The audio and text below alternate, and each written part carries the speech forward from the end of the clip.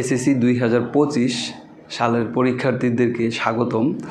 আমরা যে ধারাবাহিক 100 ক্লাসেসের যে পর্বগুলা সমাধান করতেছি, তো আমাদের ইতিমধ্যে আমরা বীজগণিত শেষ করছি, পরিসংখ্যানও শেষ করছি। আমরা এখন ত্রিকোণমিতিতে চলে আসছি। ত্রিকোণমিতিতে আমরা যেই চ্যাপ্টারটা এখন করব সেটা হলো 10ম অধ্যায়, দূরত্ব ও উচ্চতা। এখান থেকে প্রায় বোর্ডেই একটা প্রশ্ন, সৃজনশীল প্রশ্ন থাকে এবং এমসিকিউতেও থাকে। আর এটা খুব বেশি কিছু জানার প্রয়োজন হয় না এই অধ্যায়টা সমাধানের জন্য। 2-3টা জিনিস আমাদের জানলেই এই অধ্যায়টা আমরা সমাধান করতে পারি। তো যারা আমাদের এখনও 100 ক্লাসেস ফ্রি কোর্সে যুক্ত হন নাই, তারা অবশ্যই ইজি ম্যাথ টেকনিক ইউটিউব চ্যানেলটাকে সাবস্ক্রাইব করে দিয়ে সেটার সাথে যুক্ত হবেন এবং প্লে লিস্ট আকারে প্রত্যেকটা ভিডিও ওইখানে সাজানো আছে, ওইখান থেকে দেখে নেবেন। তো চলুন আমরা শুরু করি। আমরা আজকে 10ম অধ্যায় শুরু করব। 10ম অধ্যায় হলো দূরত্ব এবং উচ্চতা, দূরত্ব নির্ণয়, উচ্চতা নির্ণয়। তো এটা করার জন্য আমরা প্র্যাকটিক্যালি অঙ্কের মাধ্যমে দেখাবো আসলে আমাদের কি কি প্রয়োজন। এভাবে বলতেছি না। যেমন 11 নম্বর অঙ্কটা, আমি গুরুত্বপূর্ণ অঙ্কগুলো আগে বোর্ড বইয়ের এগুলো সমাধান করব, তারপরে আমি পাশাপাশি সৃজনশীল বোর্ডে আসছে এরকম সৃজনশীল সমাধান করব। তাহলে আমাদের প্রথম কাজ কি, একটি গাছের পাদদেশ থেকে 20 মিটার দূরে বোতলের কোনো বিন্দুতে গাছের চূড়ার উন্নতি কোণ 60 ডিগ্রি।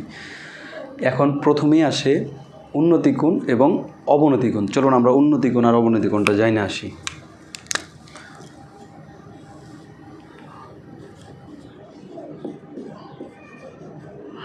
এইটা ভূমি, আমি মনে করলাম যে এটা ভূমি। তাহলে উন্নতি কোণটা কি? ভূমির উপরস্থ কোনো বিন্দু, ভূমির উপরস্থ কোনো বিন্দু ভূমির সাথে যে কোণ উৎপন্ন করে তাকে উন্নতি কোণ বলে। আমি আবার বলছি, ভূমির উপরস্থ কোনো বিন্দু ভূমির সাথে যে কোণ উৎপন্ন করে তাকে উন্নতি কোণ বলে। তাহলে ভূমির উপরস্থ বিন্দু, আমি মনে করলাম যে এটা একটা এ বিন্দু, এটা ভূমির সাথে একটা সি কোণ উৎপন্ন করলো, তাহলে এটাকে বলা হয় উন্নতি কোণ। এটাকে বলা হয় উন্নতি কোণ। এরপরে আসি আমরা অবনতি কোণ কি, ভূমির নিচের কোনো বিন্দু ভূমির সাথে যে কোণ উৎপন্ন করে তাকে বলা হয় অবনতি কোণ। সাপোজ আমরা ভূমির নিচে এখানে একটা ডি বিন্দু নিলাম, ডি বিন্দুটা ভূমির সাথে একটা যদি কোণ উৎপন্ন করে, সাপোজ আমি ধরলাম ভূমির সাথে এখানে একটা কোণ উৎপন্ন করলো, তাইলে এই কোণটাকে বলবো আমরা অবনতি। একটা বি কোণ যদি উৎপন্ন করে এটাকে বলবো অবনতি। তার মানে এখান থেকে দাঁড়াইলো কি, ভূমির উপরের কোনো বিন্দু ভূমির সাথে যে কোণ উৎপন্ন করে এটাকে বলা হয় উন্নতি কোণ, আর ভূমির নিচের কোনো বিন্দু ভূমির সাথে যে কোণ উৎপন্ন করে তাহলে তাকে বলা হয় অবনতি কোণ। আমি আশা করি এটা ক্লিয়ার। এরপরে আসি, আমরা অঙ্কটা যদি করতে যাই, এখানে বলছে একটি গাছের, একটা গাছ আমরা সাপোজ একটা গাছ আঁকি, এ বি, এটা একটা গাছ। গাছের পাদদেশ থেকে 20 মিটার দূরে, এই যে পাদদেশ মানে নিচে, শীর্ষ হইলো শীর্ষদেশ, উপরে পাদদেশ নিচে। এখান থেকে সাপোজ মনে করলাম যে আমরা 20 মিটার দূরে বোতলের কোনো বিন্দু, এটা হলো বোতলের যে কোনো একটা বিন্দু ধরলাম, বিন্দু গাছের চূড়ার বিন্দুতে, এই বিন্দুতে গাছের চূড়ার উন্নতি কোণ। তাহলে গাছের চূড়া হইলো এই বিন্দু, তাহলে এই বিন্দুর উন্নতি কোণ কোথায়? ভূমির সাথে। একটু আগে দেখাইছি যে উন্নতি কোণ, এই বিন্দুর উন্নতি কোণ কোথায় হবে? ভূমির সাথে। তাহলে আমরা এখান দিয়েই এই বিন্দুটা, এই যে সেই বিন্দুর সাথে একটা উন্নতি কোণ উৎপন্ন করে, উন্নতি কোণ 60 ডিগ্রি। সাপোজ এটাকে আমরা দিলাম 60 ডিগ্রি হলে গাছটির উচ্চতা নির্ণয় করো। এটা একেবারে সিম্পলি কীভাবে সহজে করা যায় সেটা দেখাচ্ছি। তো তার আগে আমাদের ভিডিওটাতে যারা লাইক করেন অবশ্যই লাইক করে দিবেন, কমেন্ট করে আমাদের সাথেই থাকবেন এবং ইউটিউব চ্যানেল থেকে যারা দেখতেছেন চ্যানেলটাকে সাবস্ক্রাইব করে দিবেন, ফেসবুক পেজটাকেও ফলো করে দিবেন। চলুন তাহলে আমরা এটা কীভাবে সমাধান করব। তাহলে আমরা এখানে লিখব, মনে করি এবি একটি গাছের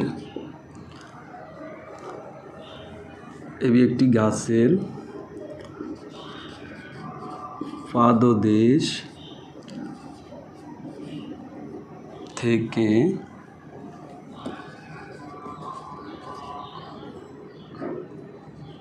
থেকে হলো BC সমান 20 মিটার দূরে 20 মিটার দূরে গাছের শীর্ষ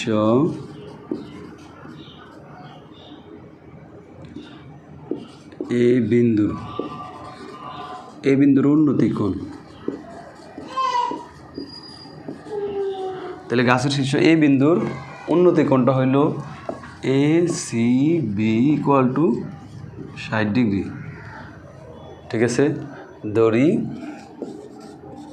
গাছটির উচ্চতা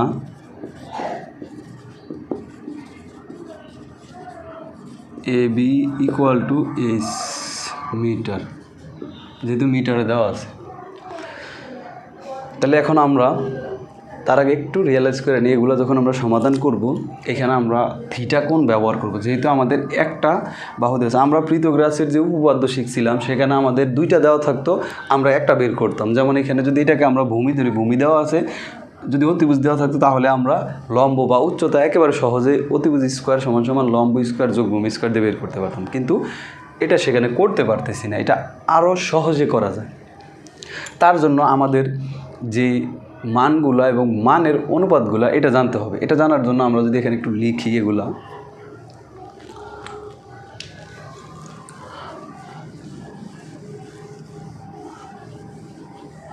প্রথমে আমরা এটা লিখব, এখানে সাইনের অনুপাত, সাইন থিটার অনুপাত লম্ব ভাগ অতিভুজ। এরপরে যদি আমরা কস থিটার অনুপাত লিখি তাহলে হবে ভূমি ভাগ অতিভুজ। তারপরে যদি ট্যান থিটার অনুপাত লিখি লম্ব ভাগ ভূমি। তারপরে যদি কট থিটারটা লিখি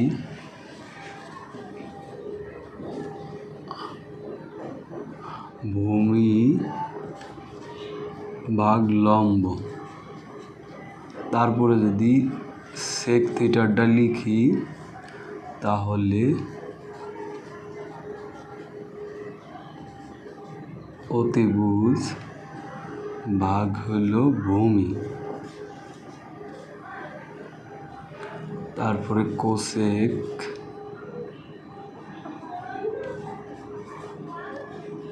এটা হবে অতিভুজ ভাগ লম্ব।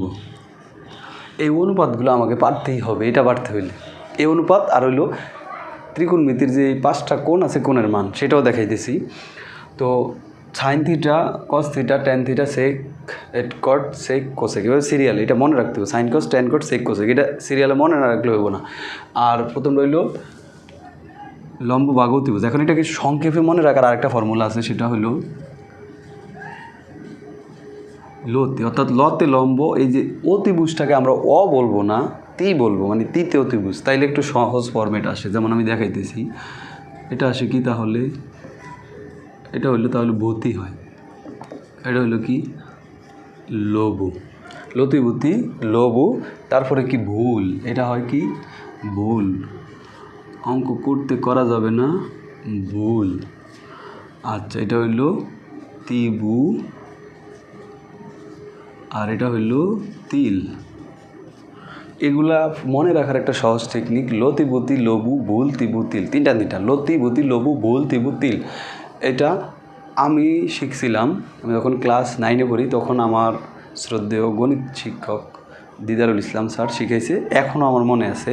তো আমি স্যারকে শ্রদ্ধা ভরে স্মরণ করি। তো এখানে কী দেওয়া আছে মনে রাখা সহজ, কি লতিভূতি লবু ভুল তিবু তিল, এটা খুব সহজে মনে রাখা যায় একেবারে সহজে। আরও অনেকগুলো নিয়ম আমি পারি, চাইলে শিখাইতে পারি, ওগুলো আর আমার মনে হয় না যে শিখানো লাগবো। যেমন কবরে ভূততি, এই সাগরে লবণতি, কবরে ভূততি, টেরা লম্বা ভূত, তারপরে আবার অবুক অলুট, এইভাবে অনেকটা নিয়ম আছে, এটা আমি শিখাইতেছি না। তো আমরা এইভাবে চাইলে মনে রাখতে পারি।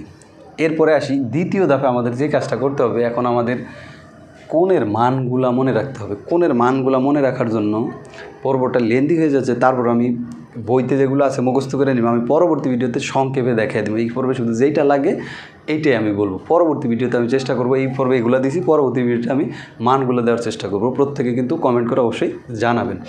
তাহলে এখানে আমরা এটা সমাধান করব। আমাদের এখানে এটা হইল সি কোণের মাধ্যমে আমরা এইটা এইচ ধরছি, এইচের মান বের করব। তাহলে আমরা এখানে দেখি এটা হইল ভূমি আর এটা হইল লম্ব। ভূমি আর লম্বের ভিতরে আমরা সম্পর্ক খুঁজব, কারণ আমাদের অতিভুজ দরকার নাই। তাহলে ভূমি আর লম্ব এখানে দেখি কোথায় আছে ভূমি আর লম্ব, এই যে ভূমি আর লম্ব, এটা তো আছে লম্ব ভাগ ভূমি। তাহলে আমরা ট্যান বা কট দিয়ে বের করতে পারি, দুইটা দিয়ে হবে। তো আমরা ট্যান নিই, ট্যান কি সি কোণ, ট্যান সি কোণ। এখানে আমরা লিখতে পারি যে ত্রিভুজ এ বি সি সমকোণী হতে পারে, এই কথাটা, ত্রিভুজ এ বি সি সমকোণী হতে পাই, কারণ এটা সমকোণী ত্রিভুজের বেলায় প্রযোজ্য, এগুলো এছাড়া হবে না। তাহলে ট্যান সি,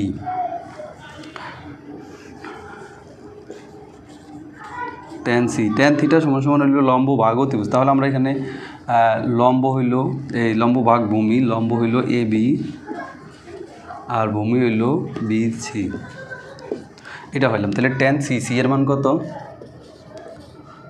60 ডিগ্রি, সমান সমান এ বি এর মান ধরছি এইচ আর বি সি এর মান হইল 20। আচ্ছা, তারপরে ট্যান 60 ডিগ্রির মান, এখন আমাদের মানের পালা। ট্যান 60 ডিগ্রির মান আমাদেরকে জানা লাগবে। তো ট্যান 60 ডিগ্রির মান হইল √3। এটা মুখস্থ করা লাগবে বা এটা কৌশল আছে মনে রাখার, আমি সেটা শিখাবো পরবর্তী ভিডিওতে। ট্যান 60 ডিগ্রি এইচ আর এখানে হইল h/20। তাহলে আমরা যদি কোনায় কোনায় গুণ করি তাহলে এইচ ইকুয়াল টু হচ্ছে 20√3। এইটা হইল অ্যান্সার, যে গাছটির উচ্চতা। সুতরাং গাছটির উচ্চতা 20√3। এখন চাইলে ক্যালকুলেটরে 20√3 বের করতে পারি, এটাও সমস্যা না। তো আমি আশা করি যে এটা খুব সহজেই বুঝতে পারছেন। ভিডিও ভালো লাগলে সাথেই থাকবেন এবং লাইক কমেন্ট দিয়ে জানাবেন। ধন্যবাদ সবাইকে, আসসালামু আলাইকুম।